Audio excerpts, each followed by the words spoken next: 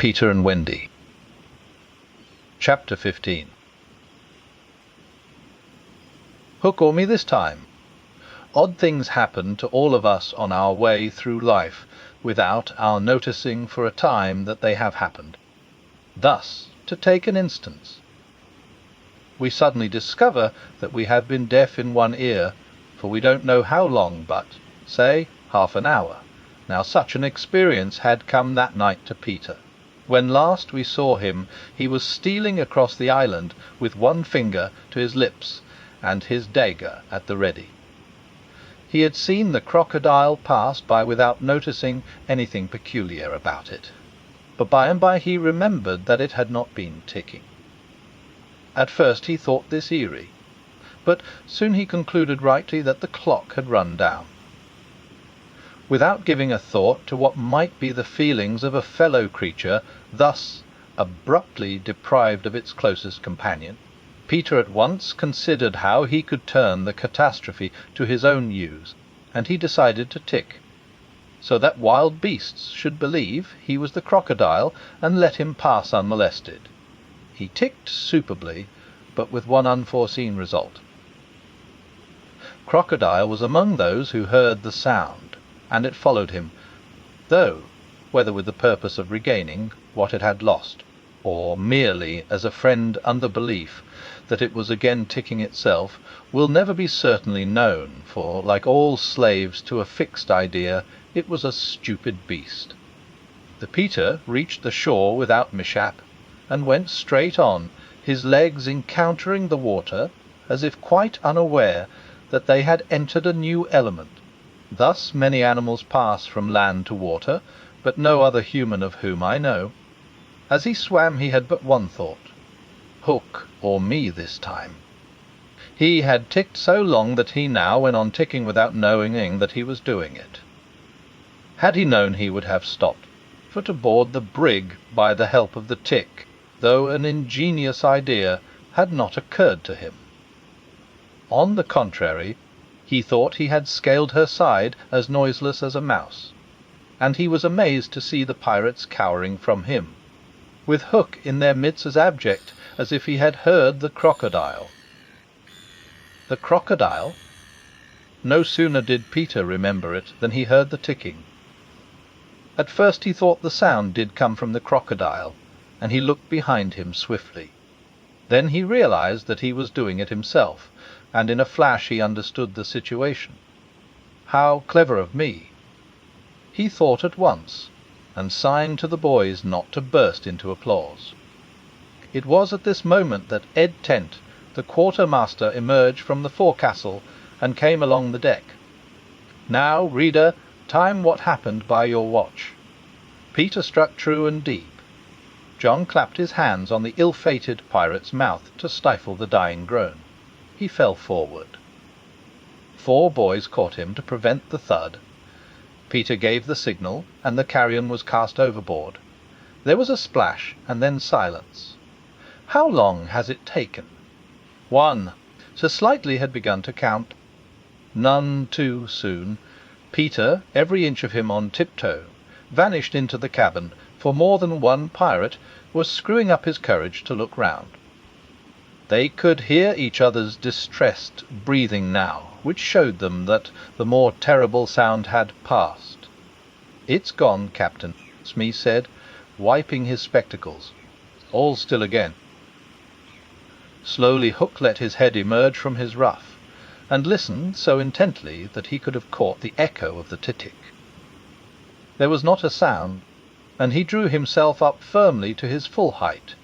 Then, here's to Johnny Plank, he cried brazenly, hating the boys more than ever because they had seen him unbend. He broke into the villainous ditty, yo-ho, yo-ho. The frisky Plank, you walks along it so, till it goes down, and you goes down to Davy Jones below. To terrorize the prisoners the more, though with a certain loss of dignity, he danced along an imaginary plank, grimacing at them as he sang. And when he finished he cried, "Do you want a touch of the cat before you walk the plank?" At that they fell on their knees. No, no, They cried so piteously that every pirate smiled. "Fetch the cat, Jukes," said Hook. "It's in the cabin." "The cabin?" Peter was in the cabin. The children gazed at each other. "Ay, ay," said Jukes blithely, and he strode into the cabin. They followed him with their eyes. They scarce knew that Hook had resumed his song, his dogs joining in with him. Yo-ho, yo-ho, the scratching cat, its tail's of 9, you know, and when they're writ upon your back. What was the last line will never be known, for of a sudden the song was stayed by a dreadful screech. From the cabin it wailed through the ship and died away. Then was heard a crowing sound, which was well understood by the boys, but to the pirates was almost more eerie than the screech. "What was that?" cried Hook. A two said slightly solemnly. The Italian Cecco hesitated for a moment, and then swung into the cabin. He tottered out, haggard. "What's the matter with Bill Jukes, you dog?" hissed Hook, towering over him. "The matter wi' him is he's dead, stabbed," replied Cecco in a hollow voice. "Bill Jukes dead!" cried the startled pirates. "The cabin's as black as a pit," Cecco said, almost gibbering, "but there is something terrible in there, the thing you heard crowing." The exultation of the boys, the lowering looks of the pirates, both were seen by Hook. "Cecco," he said in his most steely voice, "go back and fetch me out that doodle-doo." Cecco, bravest of the brave, cowered before his captain, crying "No, no," but Hook was purring to his claw. "Did you say you would go, Cecco?" he said musingly. Cecco went, first flinging up his arms despairingly. There was no more singing. All listened now, and again came a death screech, and again a crow. No one spoke except slightly. "3," he said. Hook rallied his dogs with a gesture. "Steth and odds fish," he thundered. "Who is to bring me that doodle-doo?" "Wait till Cecco comes out," growled Starkey, and the others took up the cry. "I think I heard you volunteer, Starkey," said Hook, purring again. "No, by thunder," Starkey cried. "My Hook thinks you did," said Hook, crossing to him. "I wonder if it would not be advisable, Starkey, to humour the Hook." "I'll swing before I go in there," replied Starkey doggedly, and again he had the support of the crew. "Is it mutiny?" asked Hook more pleasantly than ever. Starkey's ringleader. "Captain Mercy," Starkey whimpered, all of a tremble now. "Shake hands, Starkey," said Hook, proffering his claw. Starkey looked round for help, but all deserted him. As he backed, Hook advanced, and now the red spark was in his eye. With a despairing scream the pirate leapt upon Long Tom, and precipitated himself into the sea. "For," said slightly, "And now," Hook asked cautiously, "did any other gentleman say mutiny?" Seizing a lantern and raising his claw with a menacing gesture, "I'll bring out that doodle-doo myself," he said, and sped into the cabin. The 5. How slightly longed to say it. He wetted his lips to be ready, but Hook came staggering out, without his lantern. Something blew out the light, he said a little unsteadily. Something echoed Mullins. What of Cecco?" demanded Noodler. "He's as dead as Jukes," said Hook shortly. His reluctance to return to the cabin impressed them all unfavourably, and the mutinous sounds again broke forth.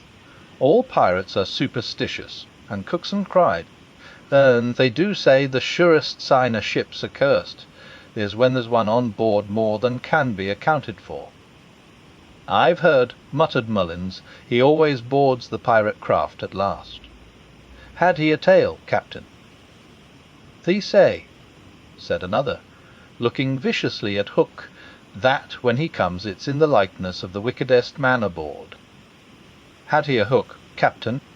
asked Cookson insolently, and one after another took up the cry, "The ship's doomed." At this the children could not resist raising a cheer.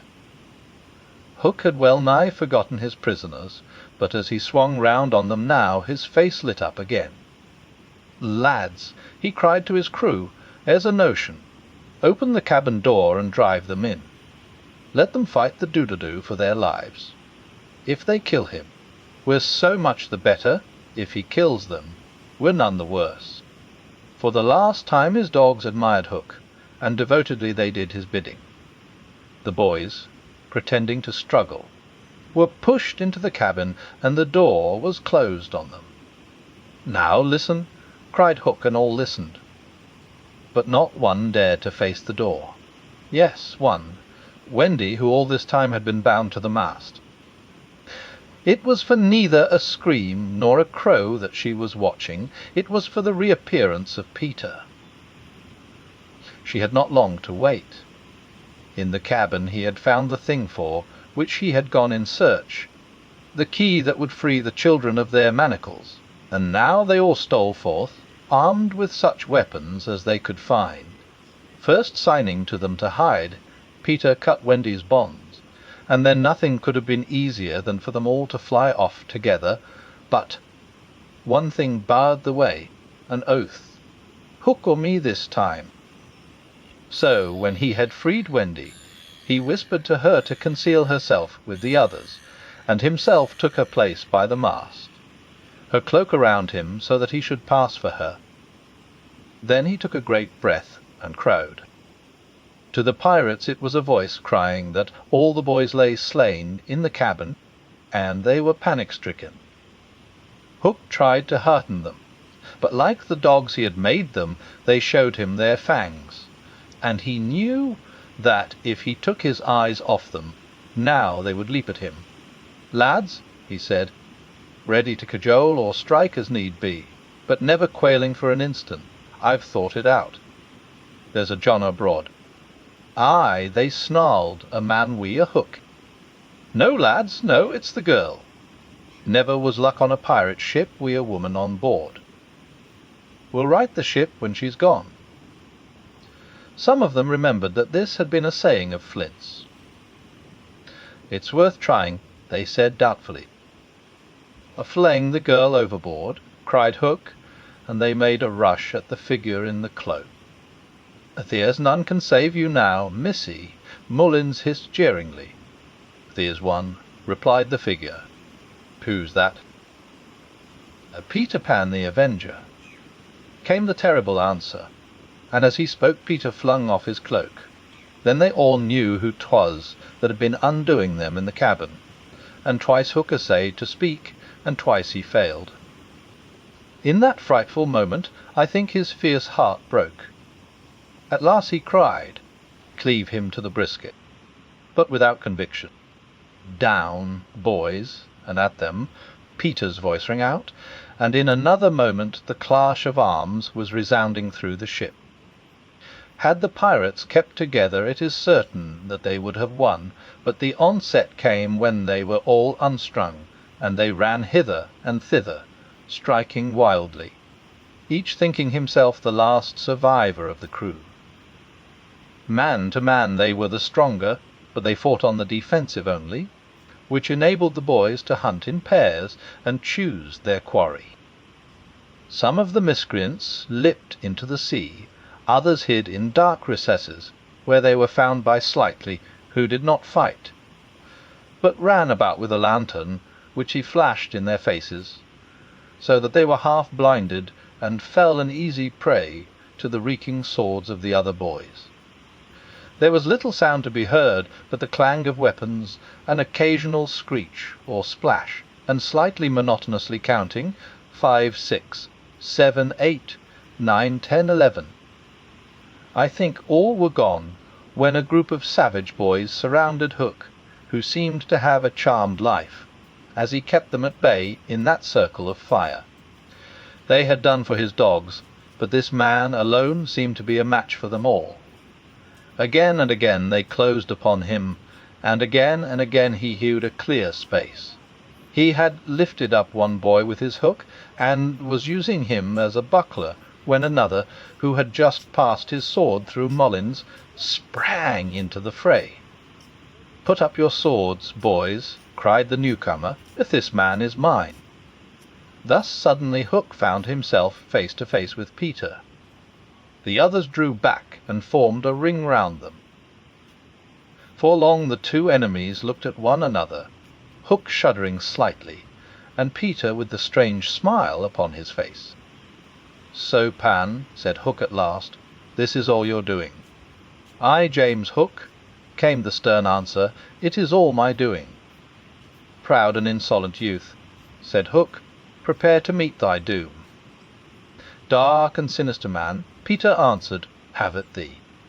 Without more words they fell to, and for a space there was no advantage to either blade. Peter was a superb swordsman, and parried with dazzling rapidity. Ever and anon he followed up a feint with a lunge that got past his foe's defence, but his shorter reach stood him in ill stead, and he could not drive the steel home. Hook, scarcely his inferior in brilliancy, but not quite so nimble in wrist play, forced him back by the weight of his onset, hoping suddenly to end all with a favourite thrust taught him long ago by barbecue at Rayo. But to his astonishment he found this thrust turned aside again and again. Then he sought to close and give the quietus with his iron hook, which all this time had been pawing the air. But Peter doubled under it, and, lunging fiercely, pierced him in the ribs. At sight of his own blood, whose peculiar colour, you remember, was offensive to him, the sword fell from Hook's hand, and he was at Peter's mercy. "Now!" cried all the boys, but with a magnificent gesture Peter invited his opponent to pick up his sword. Hook did so instantly, but with a tragic feeling that Peter was showing good form. Hitherto he had thought it was some fiend fighting him, but darker suspicions assailed him now. "The Pan, who and what art thou?" he cried huskily. "I'm Joy." Peter answered at a venture, "I'm a little bird that has broken out of the egg." This, of course, was nonsense, but it was proof to the unhappy Hook that Peter did not know in the least who or what he was, which is the very pinnacle of good form. To it again, he cried despairingly. He fought now like a human flail, and every sweep of that terrible sword would have severed in twain any man or boy who obstructed it. But Peter fluttered round him, as if the very wind it made blew him out of the danger zone. And again he darted in and pricked. Hook was fighting now without hope. That passionate breast no longer asked for life, but for one boon it craved, to see Peter bad form before it was cold for ever. Abandoning the fight, he rushed into the powder magazine and fired it. "In 2 minutes," he cried, "the ship will be blown to pieces. Now, he thought, true form will show." But Peter issued from the powder magazine with the shell in his hands, and calmly flung it overboard. What sort of form was Hook himself showing? Misguided man though he was, we may be glad, without sympathizing with him, that in the end he was true to the traditions of his race. The other boys were flying around him now, flouting, scornful, and as he staggered about the deck, striking up at them impotently, his mind was no longer with them.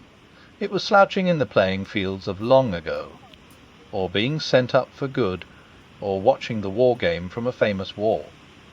And his shoes were right, and his waistcoat was right, and his tie was right, and his socks were right. James Hook, though not wholly unheroic figure, farewell, for we have come to his last moment. Seeing Peter slowly advancing upon him through the air with dagger poised, he sprang upon the bulwarks to cast himself into the sea. He did not know that the crocodile was waiting for him, for we purposely stopped the clock, that this knowledge might be spared him. A little mark of respect from us at the end.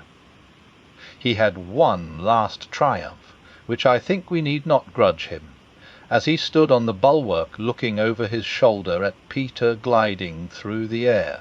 He invited him with a gesture to use his foot. It made Peter kick instead of stab. At last Hook had got the boon for which he craved.